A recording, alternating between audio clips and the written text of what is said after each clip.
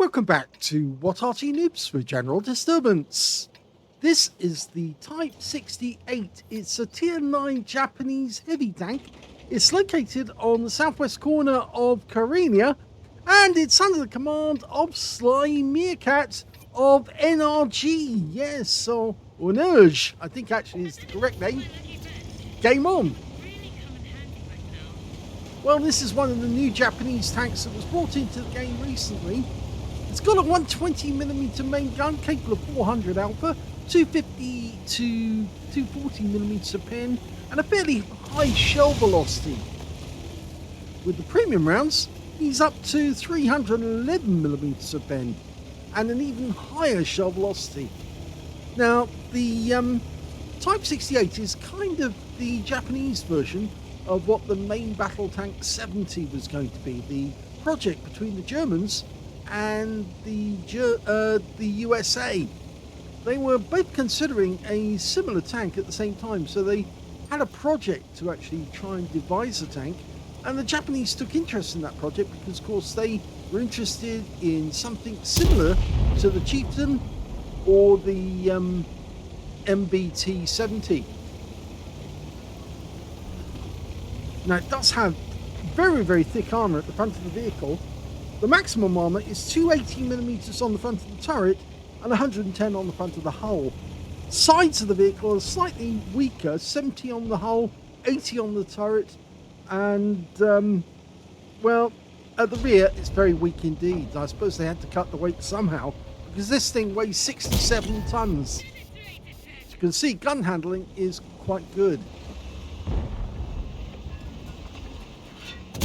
Pumps around into the new Polish tank destroyer.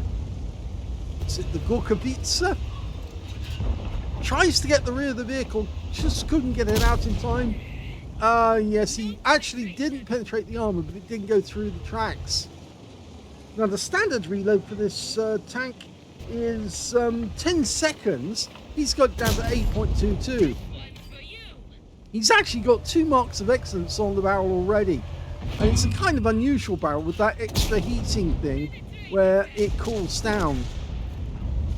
Okay. Got another Japanese tank there. Oh, the Type 68 is the same version. Tank on tank action. You can see that this tank actually does have a penetrable upper and lower plate. The turret you can't pen. He's exposing his worst point at the moment, but he's trading share for share, and unfortunately the enemy Type 68 didn't take into account our 261, and the Object 261 finished him off. Now, trying to get a good shot in there. This is a pneumatic kneeling tank, so he can't get extra, get his squat down. 10 degrees of under pressure with siege enabled, and so that's pretty good. And he pumps another one into the 60 TP, who's backing off because he can't deal with this. The under pressure without siege is only 8 degrees, and you can get that extra 4 with the pneumatic version. Okay, Gorkowica. Oh! Now, for a second, he was going to come on in and try and ram us, but he decided against it. He's pulling back, but I think he's goner now. Yep. Now, Sly is on a mission to get his 3rd mark, so he's pushing as hard as he can to get as much damage as possible. He's already got up to 4,000 damage, and he's blocked 2,000 nearly. They're only 1 tank ahead of the enemy, so there's still plenty of tanks to kill. Most of their force, though, is actually down on the south route, or at least in that general direction. I think he looks at that Wizzy 111 and thinks of him as a tasty meal to help him get to the 3rd mark, and he might go over the edge of that ridge and come down behind him, just trying to make up his mind which way is the best way to handle him. Oh, didn't want that. That's a Centurion Action 10 up there, and they're difficult to pen from the front. So he's turned around. That's a bit better. Oh, unfortunately we've lost the chance to get the Wizzy because he got taken out by the M60, but now we're going to use this rock to take on the enemy at long range. He gets around into the Type 61, but he's losing hit points as well. He's spotting these guys for his team. Oh, Yes, Centurion Action 10 in a good hull down position can actually be quite effective. Unfortunately, he took an HE or a heat round actually to the rear of the vehicle, which is where I said the armor's weak. And of course, it went straight through.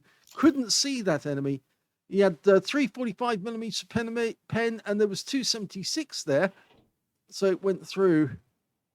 So unfortunately, we're out of this battle at the moment. But he did pick up nearly 5k of damage, blocked 2k, and had a k of assist. So he could still win this game. Now, we're going to follow the Object 705A for the meanwhile, because, of course, Sly knows that you've got to switch over to the next nearest tank so we can get the appreciable lie of what's actually going on in the battle. And let's see what he can do. Centurion Action 10 redeploying to try and use that corner to get shots on the 705. Oh, we didn't pen. Oh dear, that means he's probably going to take a hit. Oh, he doesn't pen. Yes, it was a pity that he came out against that or saw that Centurion Action 10, because if Sly had the chance, I think he probably would have taken that guy down.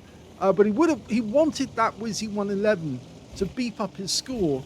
And our guys have won on the south route, so now there's only a few enemies left, and we're watching the enemy being torn to shreds. And there's the kill shot that wins the game. So we'll just have to wait to see, has Sly done enough to get his third mark?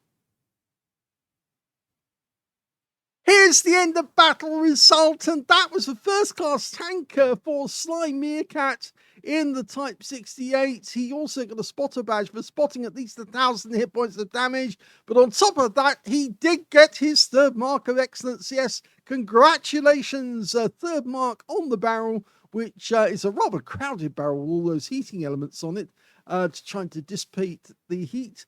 But yes, he's finally got his third mark, and now all he needs to do is work his way up to 100%. He also got a fire for effect in that game as well for hitting, doing more damage than the hit points for his own vehicle.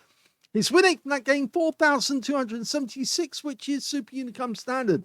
Let's have a look at the team score and see where he was. Well, he did get the highest damage in the game, but it wasn't 20% of the enemy hit pool, and that's why he didn't pick up the high caliber. Only 4,759. I mean, only 4,700. That's a very good score. He did get the highest damage. Second highest damage was, yes, that's Centurion Action 10, 4,695 hit points. And in third place was the M60, the guy who killed the Wizzy 111, and he got 4,407 in that game. So we had some really good players playing in that game. When it came to kills, Sly only got one, but the top score was the M60 and the Shure MV7X, and on the enemy team there's Centurion Action 10, who got 3 kills apiece, and 2 kills went to the Shure MV7X, the Object 705A, the 261, and the GW E100 all got 2 kills. And when it came to base XP, yes, he's right at the very top. Not only the most damage, also the most base XP in this one. Tier 10 game, Tier 9 tank. 1,175 went to Sly. The next highest was the M60, 1,003, and they were the only 2 players who managed to get over 1,000 base. So he only missed out on getting the highest number of kills in the game. So he only missed out. He got 2 out of 3 on the columns. The next highest, the third highest in that game, was the Shure MV7X, who also picked up a Pascucci's medal because he got both enemy Arty in the end. So, and he got 933.